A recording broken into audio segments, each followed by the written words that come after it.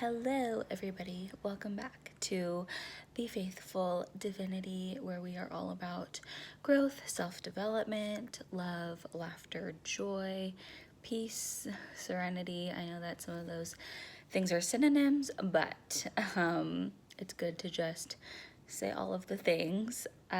So I have another video for you today about.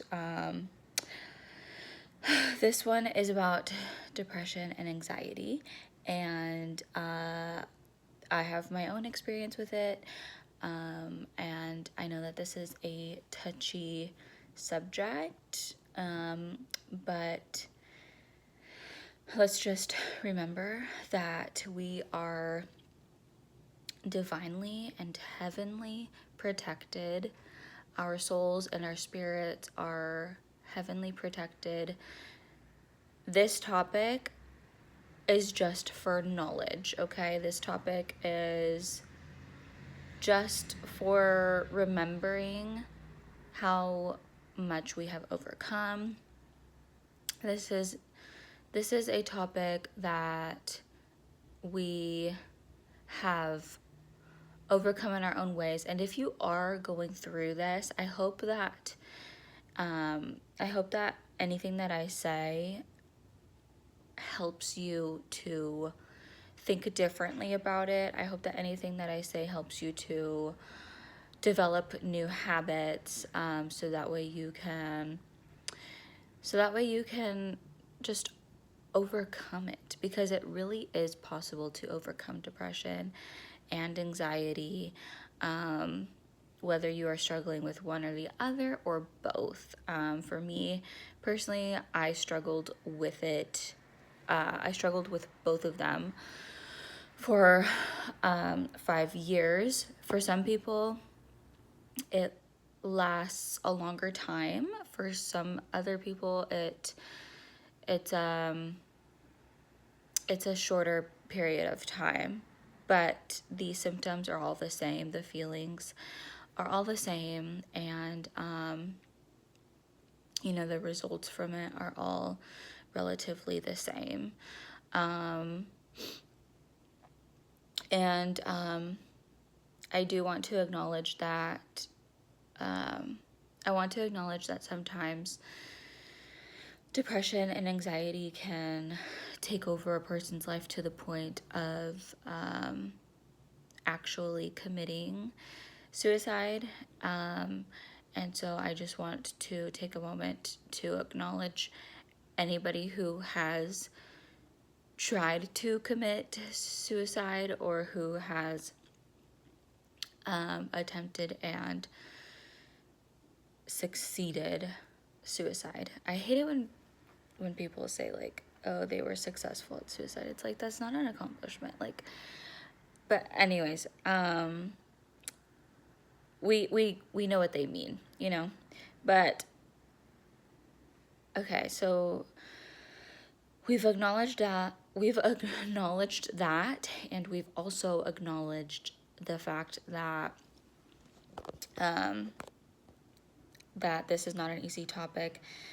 However, that this is not going to bring us down, because we've already accomplished so much. And I just want to reiterate that, because I know that manifesting is a huge thing right now, and that, like, anything that you talk about can be brought back into your life or whatever, and that is not what we are here to do.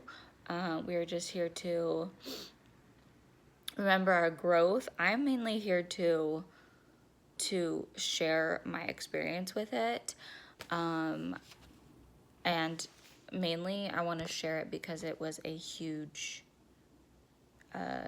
transition in my life. It was a huge it just really helped me to become the person who I am today. So honestly, I probably wouldn't be making this video if I never went through it. So, with everything bad that happens to us, it's good to acknowledge everything good that could come out of it, and also acknowledge the time that we're in right now after overcoming it.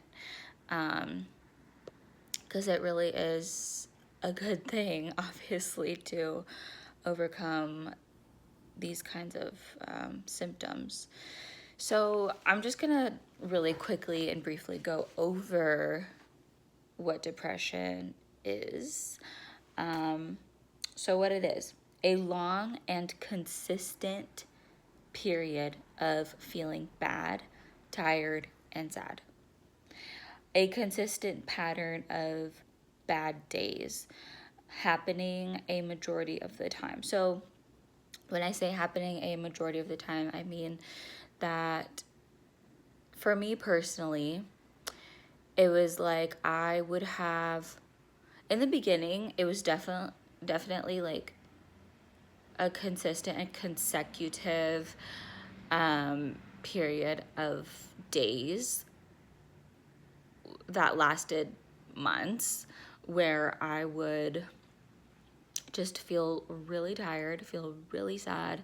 I would feel really bad about myself, and like feeling really unmotivated. And then eventually it got to a period where it was like 5 days or 6 days out of the week, it would be really sad and really terrible.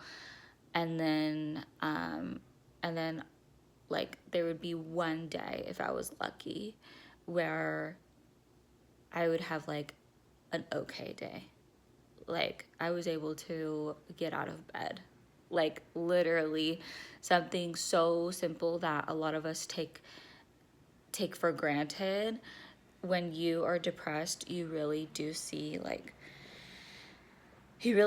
how precious even getting out of bed is.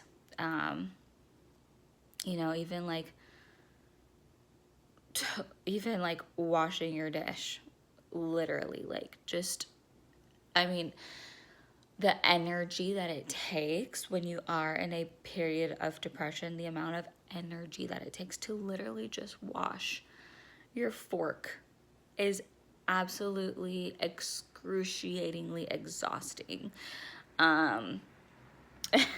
Like, oh my gosh, it's just so amazing.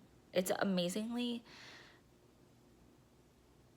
like, it's just so surprising and astonishing and shocking how much energy like it takes during a time of depression to really like just get you to do something. Like it's really like, looking back at it, it just really is crazy. Like it seems like it was in another lifetime that I went through this. Yeah, so you're constantly tired, constantly having a lack of motivation. And when I say tired, it's not like you can just take a nap and, feel refreshed. It's consistently like wanting to sleep. And for me, I told myself that dreaming was better than living. I just wanted to reminisce in dreams, like even if they were good or bad. Like I just wanted to sleep. And eventually my depression got to a point where I was having suicidal thoughts and like literally just thinking about cars hitting me and things like that, just like wanting so badly to not be here anymore. So it can get really, really, really dark. You develop habits that are unhealthy for you, and you know that they're not good, but like you get to a point where even while you're doing that unhealthy habits, you have already convinced yourself that you are such a bad person, that you deserve this. You're such a bad person that doing these bad things actually makes you feel good. Doing these bad things is actually like feeding into this terrible place. And I know that I know that this is like a really dark video, but hey, we are talking about depression and anxiety. So they're just really dark topics. And I'm looking at this like black dot on the wall in the mirror, and it's kind of distracting me. I think it's because it's a spider. So I'm going to keep my eye on it throughout the video, but just to let you know that that's what I'm looking at. And I want to keep my eye on it because I don't want to lose it. I hate spiders. So yeah, you develop all of these unhealthy habits, and it's like, you know that they're not good for you, but at the same time you don't care because you're like, you justify the bad behavior because you're like, whatever, like, what is life? I'm already in this bad place. I'm already, like, you start thinking like there's already like I'm already like in this bad mental space, like this is, you really think that this is going to be the rest of your life.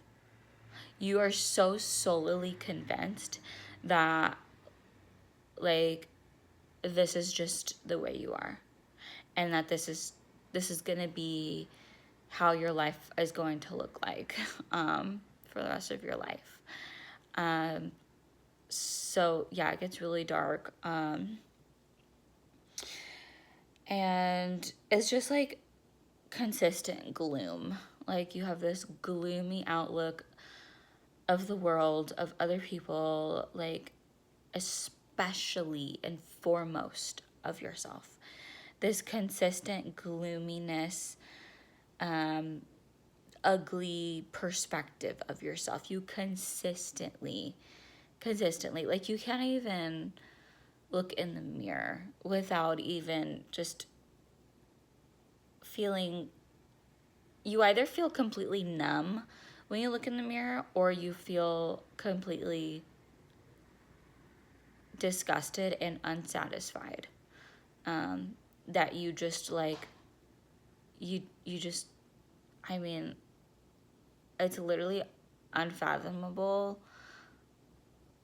Kind of like when I look back and I used to like look in the mirror and just like not even feel anything, or I would feel like complete disgust with myself. Like it's just crazy to like look back at that and think that I went through that. Like I don't know, it's just crazy. Okay, anxiety. Anxiety for me was not being able to leave the house. It would take me so long to leave the house just to like go to the store or something, like just to even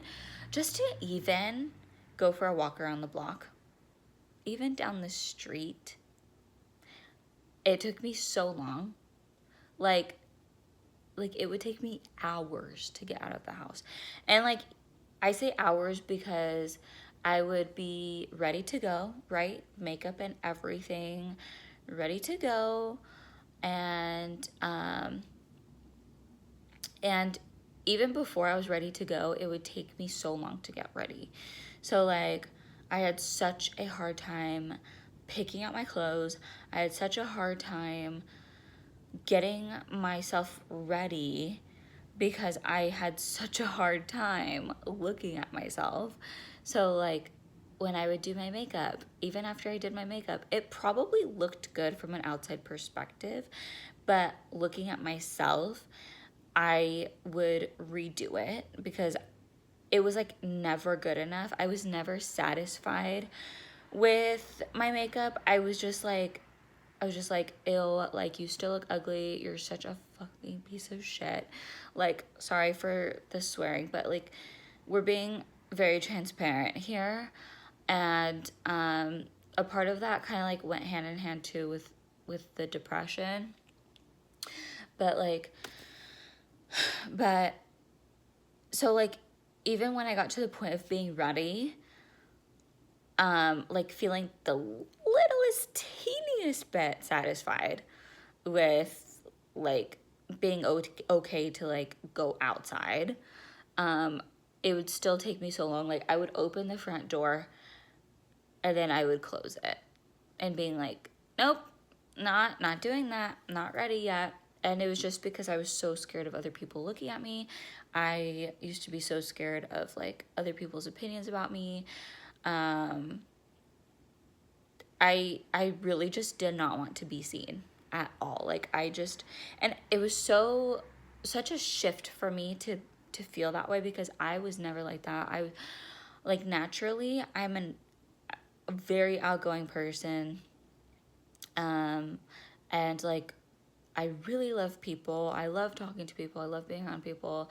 I love social situations, events, going out. Like, I love life. And so, this period in my life was such a dark time for me. It was like I was just a completely different person, unrecognizable. My behavior, everything about me was just the complete opposite of what I ever knew myself to be, even of what other people knew me to be as well. And it was just a very sad time. Um, However, it was something that I needed to go through in order for me to be the person that I am today. So I am so grateful for it. I know that that sounds crazy to like be grateful for a period of such sadness. But it did teach me a lot about myself, and it taught me a lot about like what I am able to overcome. It really taught me about my strength and my courage.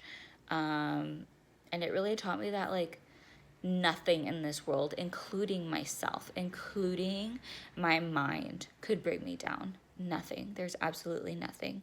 So while it sounds crazy to be grateful for it, I am grateful for it. And we will get into that, like how I was able to get over it, get over this darkness to, you know, release this dark cloud. But yeah, so going back to leaving the house, it would take me hours. And then by the time I did get outside, I would rush myself. I wasn't even present with myself. So like, for example, just going outside and going for a walk around the block just to like get some fresh air and breathe. I wasn't even able to be present with myself. I had my headphones in. I had my hoodie zipped up all the way up, and I had my hood over with a baseball cap, looking down at the ground, just like totally disheveled. And like I would look up, I would see people looking at me like in a very pity way, like, God, this poor girl, like, what is she going through? You know, like, why is she so sad? Like, God help her, you know, like, and like I would look at those faces, and I turned it around in my head, like I don't belong, thinking like God, these people are so much better than me. Like, look at these people. I'm a fucking loser. I'm a loser. I'm a loser. I don't deserve to live. All of these people, like, they have so much better lives. Like, I was constantly comparing myself to other people's lives, without even having the thought that, hey, you know what? Like, everybody goes through shit. Everybody goes through stuff. Like that didn't even come into my mind. Like, it was just like, no, like what was me, everything bad happens to me, like nobody's life can compare to what I'm going through. Just like a very dark hole full of pity and sadness and grief and loss and like just darkness, full of darkness, addiction. I was smoking so much weed. I was smoking so many cigarettes. I was drinking so much that probably fueled a lot of the depression and anxiety, for sure, no doubt. But it was like this really evil cycle that I was in, where it was like I would feel bad about myself. I would numb it with substances, and then I would feel guilty about using, right? And then I would be grieving my old self. I would be grieving the good person who I was. So then it would cause me to drink and smoke even more. And then because I was in such a place of loss and grief and sadness, I would try to numb all of that with sleep. And then I'd wake up and like go to work with all of the might that I had. I was late though. I was late a lot. And I got fired and like, and then getting another job and stuff. Like, it was just like this terrible cycle. And then, and so that was basically my life for 5 years. Yeah, a lot of just sleeping and really being really disgusting to myself. So let's get into how I got over it. So eventually I got over it because I came into a place of, I was so tired of being tired, right? I was so tired of being tired. I was so tired of being sad. And I was just so tired of like feeling this way, of living my life this way, or I should say of living my life that way. And I had to hit a rock bottom.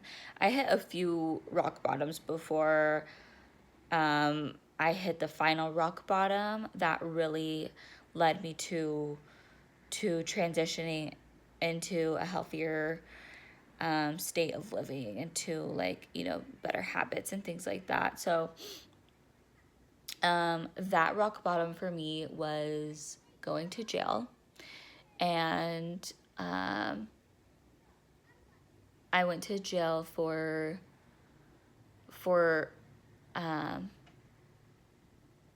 drinking, but it was like more so the action that happened, the action that I forced, basically like I don't want to get too much into it because I don't really like to like have people think that I glorify it or anything like that, because like I don't. Like, it was really gross, ugly behavior. But like basically I got into an altercation with my son's father, okay? And the police were called and they noticed that I was like, I just had a lot of alcohol in my system. I wasn't drunk and I wasn't like stumbling over, right? I wasn't like throwing up on myself, not like that. And that was because probably my tolerance was so high. But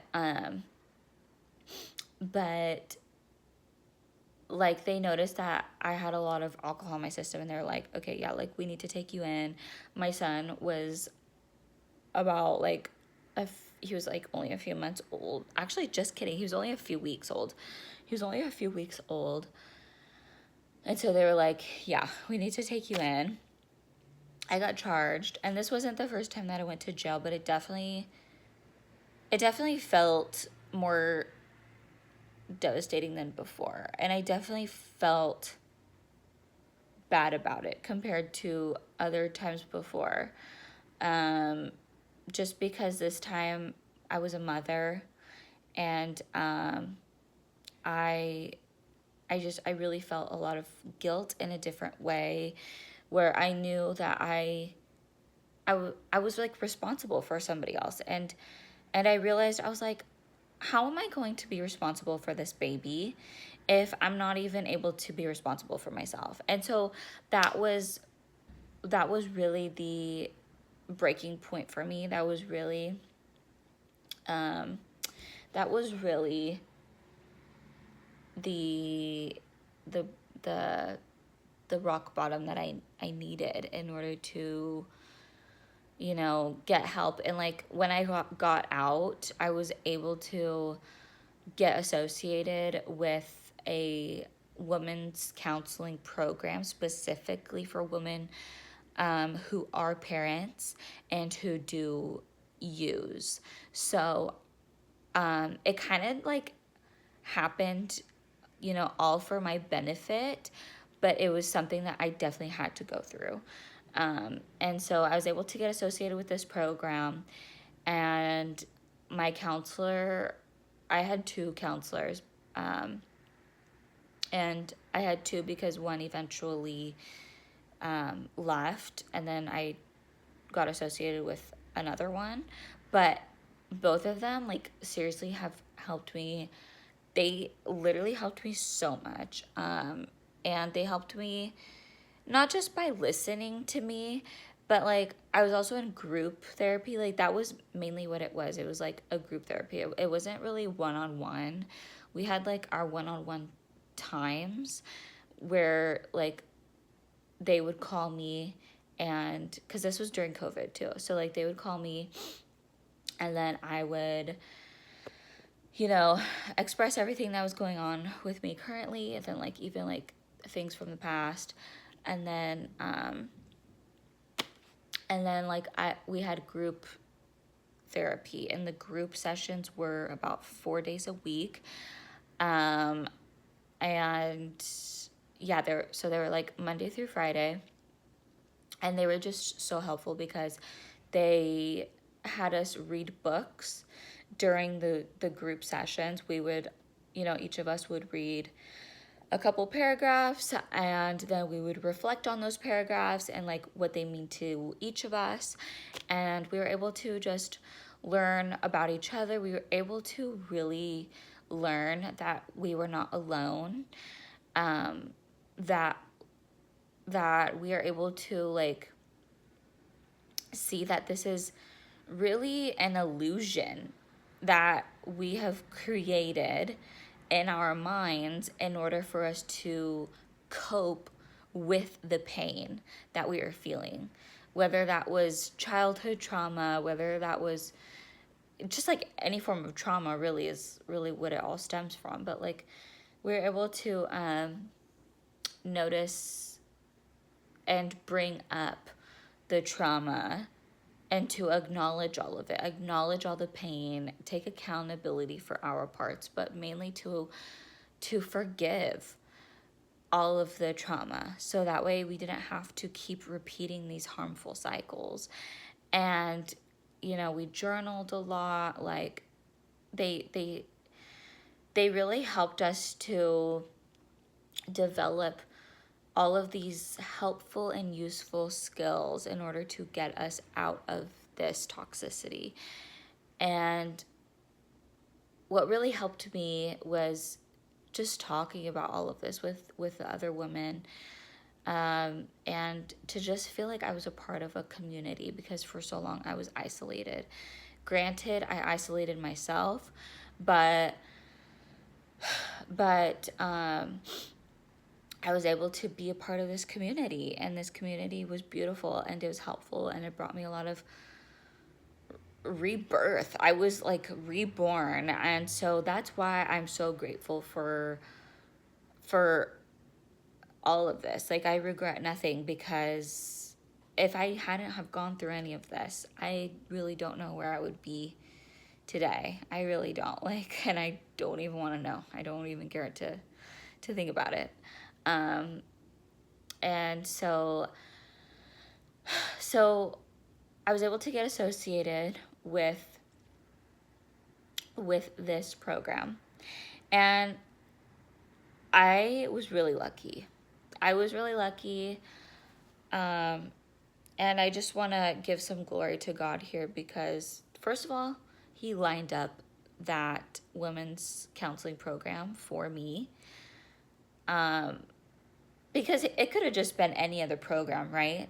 But the fact that it was specifically for for um, a mother and for women under substance abuse and trauma, like he lined up that program specifically for me in the divine timing that I was there. You understand? And also that there was an opening seat for me to be able to be included in that program as well. Like, you know, it was just all divine timing. And I see it now. Looking back, I see why everything happened in the order that it did. And then also, like, while I was in jail, I got booked to a specific bunk, right? A specific bed. And I look on the wall, okay? Like, this is how I know that God is real, is because I I looked on the wall that was in my, it was like the heading of my bed was along the wall, right? And then there was this wall right here. It said, God is with you on the wall. And it was written in pencil. And the fact that I was placed in that specific bed, it could have been anybody else, okay? The writing may, it couldn't have even been there. I mean, seriously. So when I saw that, I remember like asking, I remember like this feeling of like, is this, like, why am I here again? Why am I in jail again? I don't want to be here. I don't want to be here. Like, I know that I'm better than this. I have a son. I'm a mother now. I'm a new mother. So, like, all of these thoughts were coming into my head and, like, I can't keep doing this, And then, like, I looked to the wall and it said, God is with you.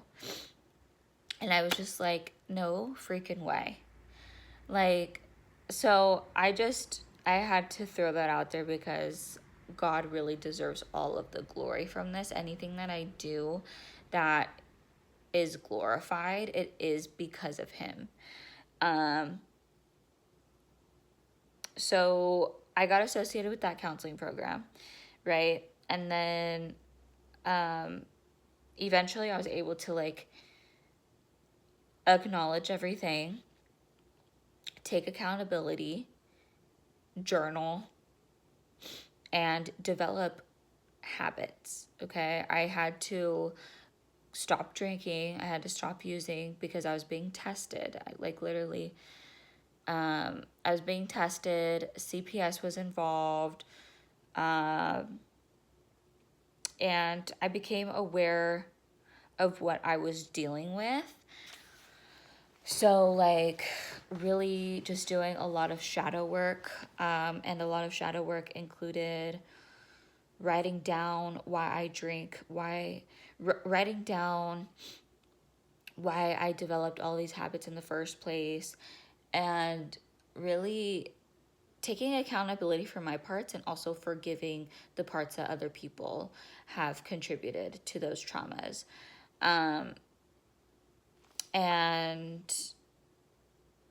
And really just like staying strong and promising to myself that like, no, I want to do better, and I've made that promise to myself, and like I want to see the change. I want to see what the other side of all of this looks like. And so making that promise to myself, I was able to I had to like consistently remind myself what I was doing this for. I was doing this for growth, and I was doing this to be a good mother for my son. And that those were literally the only main reasons. And I was eventually, like, after maintaining these better habits, I was able to just like develop more of a backbone for myself. I was able to say no to substances. Okay, I still had like some people pleasing issues that I needed to overcome. But in terms of like substance abuse and in terms of depression and stuff, whenever I felt a wave of depression starting to come over me, before the tide hit, I journaled about it. I journaled how I was feeling. I journaled why I was feeling that way. I journaled all of my triggers. I journaled the way that I wanted to feel. I want to feel better. I want to do better. I want to become the person who I'm created to be. I want to see the other side of all of this pain. I want to live happily and fruitfully and joyfully and lovingly and full of laughter and joy and foresight in a positive way, because I had a lot of foresight, but it was so clouded by negativity to the point where I was literally manifesting a lot of darkness in my life. And so like just journaling about all of those things. And yeah, I was still tired for sure. I was still tired, but I would even journal about those times where I was tired. And then like after I journaled about those feelings of being tired and weighed down, I got like this energy. Like little by little, I was starting to like gain energy, gain momentum. And it was just by writing down and acknowledging my feelings. And I know that it sounds simple. I know that it may even seem laughable, but it's really true. And you start to gain momentum little by little. And then eventually I started going out for walks, facing my fears. Hey, you know what? People are going to look at me, but yeah, people look at each other. It's just the way human nature works. We look at each other. Nothing personal, and just really, really developing these new ways of thinking. Being able to see two sides to a situation, right? Being able to say, this is this person's opinion and this is my opinion about this situation, whatever situation it was, and that we are able to hold a space for both of our opinions to be correct. And how can we move forward in a way that is logical and beneficial to both of us, compromising and being able to sacrifice a little bit, because a part of like being depressed is thinking so selfishly because you want everything to work out your way, to your liking, to your liking. And so when things don't work out the way that you expected, you become depressed. You just become so overwhelmingly angry in your head, and then these thoughts take over, and these thoughts are absolutely, they're so like heavy with negativity that you can't even see logically. Like you're so out of your logical mind. And so like being depressed is selfish, okay? Like it's a really dark and selfish emotion that is completely, it's a combination of selfishness, anger, sadness, anxiety, exhaustion, just all crumbled into one, like a hairball, or like a knitted ball is like what I'm thinking of. And it's just like this, it gets bigger and bigger and bigger and bigger and bigger, and then it really just takes over. So having to like, you need to journal about it all and really start unraveling the ball, and just like letting it go, and letting it get smaller and smaller and smaller, until you're at the end of the string, and you're like, shoot, I don't think there's anything left to uncover here, and then by the time you get to that point, you've developed, really good habits for yourself. You've developed a routine. A routine is something else that I wanted to touch on, because I had to be very strict with my routine, and like develop a lot of self-compassion. If I was let down by somebody else, I would have compassion for that. If I was let down by myself, I had to have self-compassion for myself and forgive myself and say, hey, you know what? Today, it wasn't really the best day. I gave in to my temptation, but I forgive myself, because I know that I'm a work in progress, and I know that I am going through these growing pains right now, and yes, there's going to be setbacks. Yes, I'm going to give in, but you know what? I am choosing to forgive myself, because that is the only way that I will be able to move forward in a graceful way, in a way that is light, and in a way that is loving and compassionate. Because if I'm just going to beat down on myself, heck, that's only going to bring more negativity into my life. That's only going to bring, more drugs into my life. That's only going to bring more negative experiences into my life. And so I'm choosing to move forward from this mistake with love and with compassion and with forgiveness. And so just consistently doing that over and over and over again, like every time I fell, forgiving myself with compassion, I was able to get back on the horse and giddy up again, and stay optimistic, and tell myself that being imperfect is okay. That was another reason why I fell into depression, was because I had like this huge high standard for myself, that when I didn't reach that high standard, it was like I took a step back, and I kept on like falling back, and then eventually this thing called depression took over. And it was because I wasn't able to be okay with being human, really. Like all of us are imperfect. Like nobody's perfect. And I because of like how I grew up and stuff, I developed this thing where like, oh, if I'm not perfect, like I might as well not be living.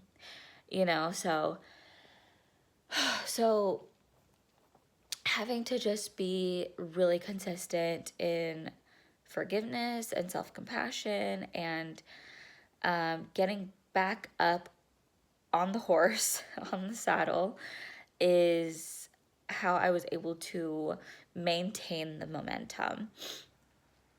And then I started remembering my potential. I started remembering who I was.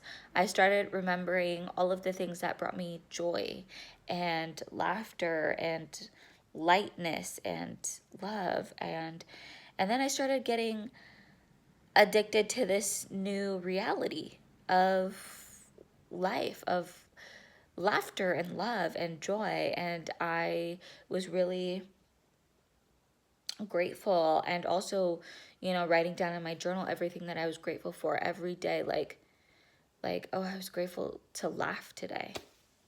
Like something so simple that I took for granted during this period of depression and anxiety. Like, I am grateful to laugh today. I am grateful to be myself. I am grateful to look in the mirror with with love and with light and with acceptance. I am grateful to look at myself with acceptance. I am grateful to have forgiveness. I am grateful to get out of bed. I am grateful to be writing in this journal right now. Anything that came to mind, literally, like, I am grateful that I vacuumed. Like, anything and everything, just writing it down and feeling so much gratitude towards those small steps. And even though they were small, they were so significant to my growth. And then eventually I stopped comparing myself to others. And that was a huge one. So eventually, oh, sorry. Okay. Yeah, eventually I stopped comparing myself to others. And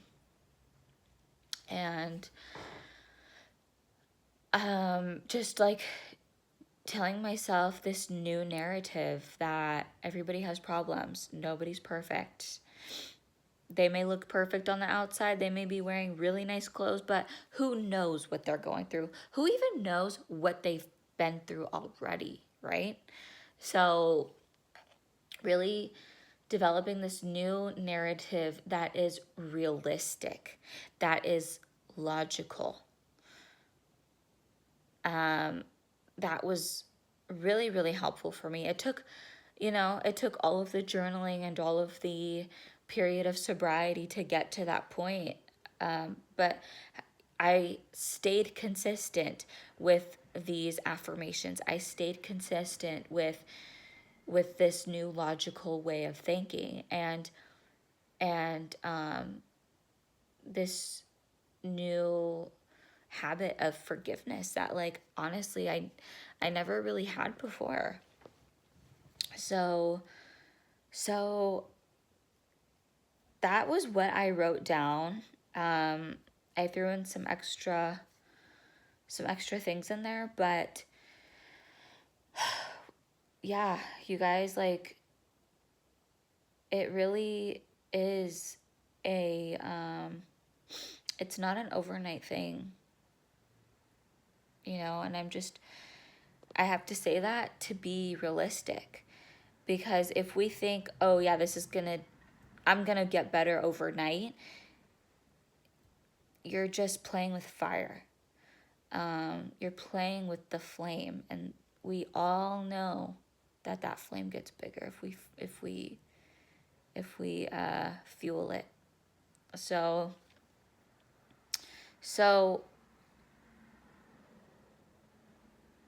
I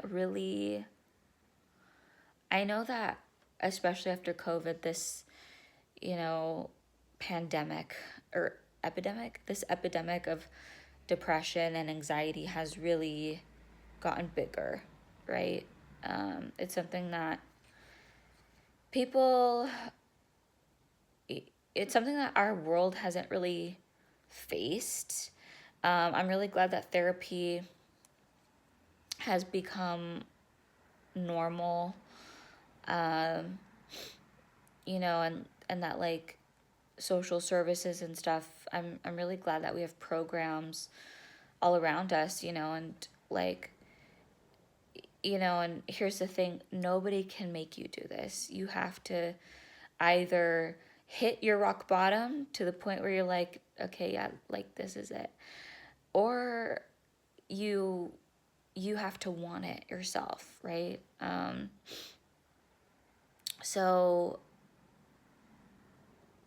So like, I really hope that this helps you if you came across this video, it's probably for a reason. I know that this is one of my longer videos, but if you made it this far, it's because you want to change. It's because you want to get the knowledge. It's because you want the help. It's because you are surrendering to you're surrendering to receiving help and guidance. And just know that it's okay. And just remember that a huge component of why depression and anxiety started in the first place was because your ego was so big. Your ego was so big. And, that's why I touched on the whole perfection thing, is because my ego was so big. I thought that I was untouchable. I really did. And yeah, so woo.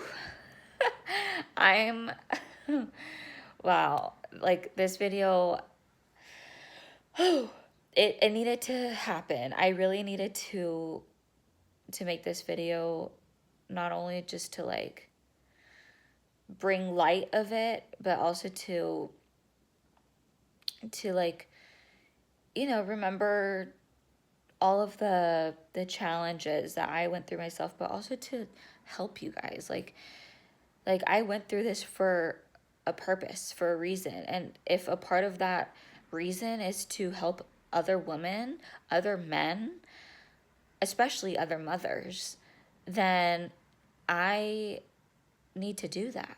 So I am really grateful for you, for whoever is tuning in. And I pray that you overcome this battle and just remember that you are worthy and that you are strong.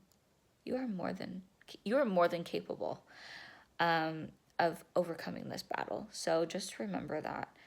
And that this really is a fight you have to do on your own. Nobody else can fight this battle for you. It really is a you and God battle. So really hang in there, stay strong, and just know that there is light after the tunnel. Know that the grass is greener on the other side of this. And you're going to be good. You're going to be okay. I love you so much. I hope that you have a beautiful day, and please don't give up, okay?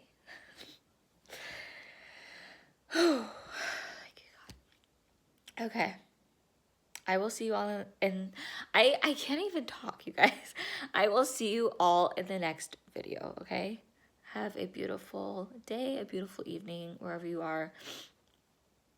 Whatever you're doing, I wish you much success.